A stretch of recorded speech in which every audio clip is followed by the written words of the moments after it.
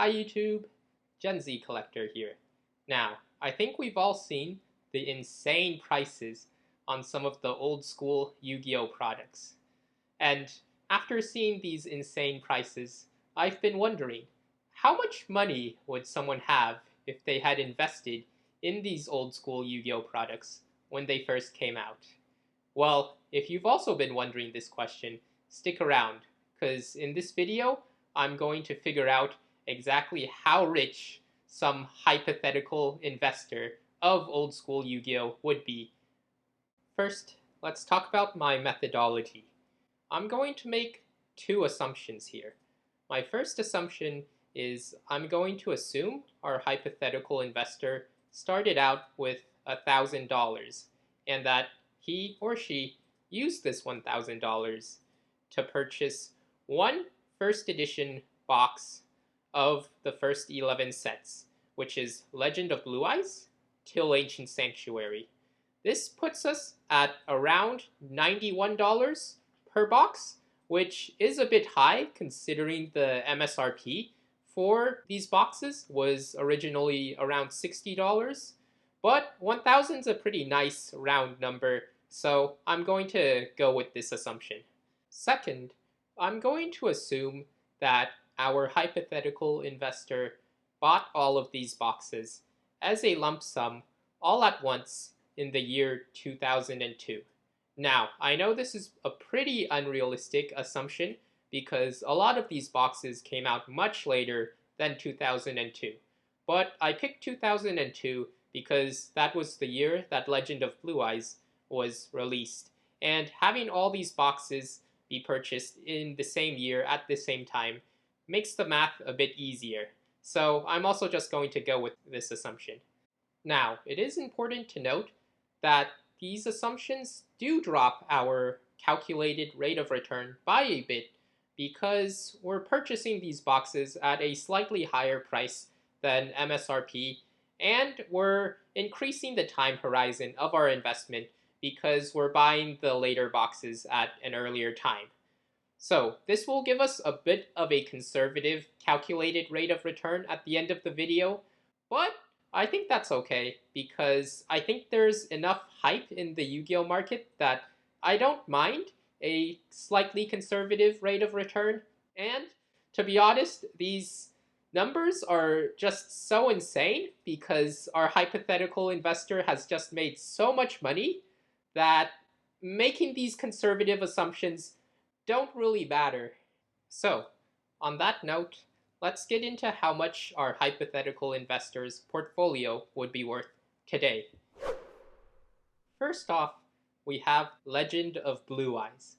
This set is pretty stacked with Blue Eyes White Dragon, Exodia, Red Eyes, and Dark Magician, and a lot of other really cool cards. Now, recently, a first edition box sold for $33,828. That's a pretty insane return considering our hypothetical investor got this box 19 years ago for a bit under $91. So I'm sure our hypothetical investor is really happy about this investment. Next, we have the second set ever printed in Yu-Gi-Oh, which is Metal Raiders.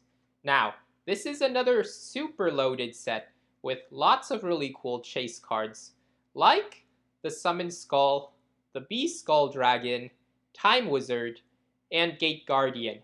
Now, recently, one of these boxes sold for $7,500.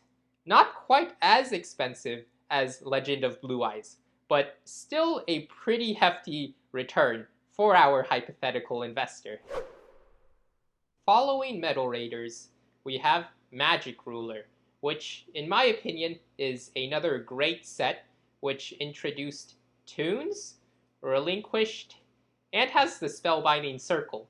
Now, this set is more widely available than a lot of the other boxes, and its price reflects that. Recently, a box sold for $4,050. So, of our 3 boxes so far, this one has yielded the lowest return so far, but from $91 to over $4,000, I'm pretty sure that our hypothetical investor will still take that. Following Magic Ruler, we have Yu-Gi-Oh's fourth ever set, Pharaoh's Servant. Pharaoh's Servant has some pretty cool chase cards as well, including Thousand Eyes Restrict, Buster Blader, which is a super iconic card, and Jinzo, which was Omega Broken when it first came out. Now, recently a box of Pharaoh's Servant sold for $5,335. So that's a pretty good return on investment for our hypothetical investor. Following Pharaoh's Servant, we have Labyrinth of Nightmare. Now, I personally don't like Labyrinth of Nightmare too much, but you can disagree with me in the comments section if you would like. Labyrinth of Nightmare introduced chase cards like Gemini Elf, which was a 1900 beater, so really strong for the time period, Dark Necrofear, which is a pretty creepy looking card, and Destiny Board, which I've never seen anyone actually play. Now, recently, a first edition box of Labyrinth of Nightmare sold for a bit under $4,000, so not the strongest return, especially compared to some of our earlier heavy hitters, like the Legend of Blue Eyes box. But from $91 to $4,000, that's still a decent return, so our hypothetical investor will take it. Next up, we have Legacy of Darkness. Now, this pack is notorious for how awful the centering on these cards are, and I think that probably has some influence on its price. What I think is kind of unique about this set, though, is the two secrets, the Yada Garasu and the Injection Fairy Lily.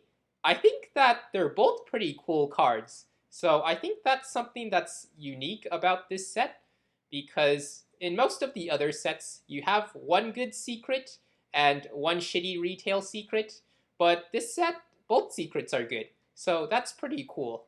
Now, recently, a first edition box of Legacy of Darkness sold for $3,000. So for sure, this is one of the underperformers of our hypothetical investors' portfolio, but you can't complain about $3,000. After Legacy of Darkness, we have Pharaonic Guardian. Now, I think most people can probably agree that Pharaonic Guardian is a bit of an underwhelming set.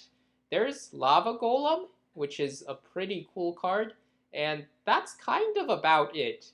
The cover card, Hellpalmer, I've never even heard of that card until I looked into Pharaonic Guardian. Now, the price, I think, reflects how underwhelming this set is, and I didn't really find any recent sales data for this set, but if you really wanted a first edition box of Pharaonic Guardian, there is a listing for $2,853. So for sure, this set is a relative underperformer of our hypothetical investors' portfolio, but that's okay because our next set is going to far outperform. Following the relatively underwhelming Pharaonic Guardian set, we have Magician's Force, which is a super stacked set. This set includes really cool chase cards like Dark Paladin, which is super iconic, Breaker the Magical Warrior, which was really strong in the meta for quite a while, and everyone's favorite Dark Magician Girl. On top of being a super stacked set, this set was also relatively short printed, so it's kinda hard to find first edition sealed product for this set these days. Luckily, Ruxin34 did a Magician's Force box opening recently, and he paid $15,500 for this box. So I'm sure our hypothetical investor is super happy about picking up this box for his portfolio. Next up, we have Dark Crisis. Personally, I don't like this set too much. In terms of cards that I like from this set, there's Exodia Necros and Skull Archfiend of Lightning, and that's kind of it. I also wasn't able to find any recent sales data for this set, but there is a first edition Dark Crisis box listed on eBay for $6,300. Now, I think this price is a bit high for this set, but since I couldn't find any other data for it, we'll go with this price for the purpose of calculating our hypothetical investor's return. Following Dark Crisis, we have Invasion of Chaos, which is another super stacked set. This set includes the Chaos 3, which are the Blackluster Soldier, the Chaos Emperor Dragon, and the Dark Magician of Chaos. This set is also super hard to find, so I wasn't able to find any recent sales data because there just really aren't that many boxes left to be sold, but there is a listing on eBay for $21,000. So, with that said, I'm sure our hypothetical investor is pretty happy about his investment in Invasion of Chaos. And finally, we have our last set, which is Ancient Sanctuary. Of the first 11 Yu-Gi-Oh sets, I think without a doubt, Ancient Sanctuary is the worst set of the first 11. In Ancient Sanctuary, there's just not really any chase cards that anyone's super hyped about, and it really reflects in the price. A first edition Ancient Sanctuary box recently sold for $1,325. Pretty underwhelming compared to the rest of our hypothetical investors' portfolio. Now, if you've made it this far into the video, please remember to like, comment, and subscribe for the YouTube algorithm. With that said, here's a table of what our hypothetical investor's portfolio would look like today. As you can see, the portfolio would be worth just under $105,000. This means that if you had invested your money in Yu-Gi-Oh! Duel Monsters when it first came out, you would have multiplied your money by around 105 times your initial investment. This gives you an average annual return of around 27.7%, which is a pretty insane return on investment. To put this insane return into perspective, you would have outperformed the S&P 500's average annual return of 8% by quite a bit, and you would have even outperformed legendary investor Warren Buffett's lifetime average annual return of 20%. Now, that's it for this video. I hope you've enjoyed it. Until next time, bye!